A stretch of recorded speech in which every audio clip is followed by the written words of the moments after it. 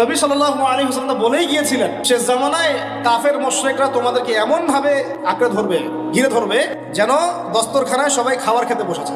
সাহাবীরা ওই যুগে বলছিলেন, ইয়া রাসূলুল্লাহ সাল্লাল্লাহু আলাইহি ওয়াসাল্লাম, আমরা কি ওই সময় সংখ্যায় কম হব? অবাক হয়েছিলেন তারা, কারণ ওই সময় তো ইসলামের বিজয়ের যুগ। আমাদের এইরকম অবস্থা হবে যেখানে আমরা 313 মিলে 1000 বদরে ঠেকাই দেই, 700 মিলে উহুদে 3000 ঠেকাই দেই, মোতার যুদ্ধে আমরা কত 3000 নিয়ে 2 লাখকে ঠেকাই দেই। ওই মুসলমানদের এই অবস্থা হবে? সাহাবীরা বলছিলেন অবাক হয়ে।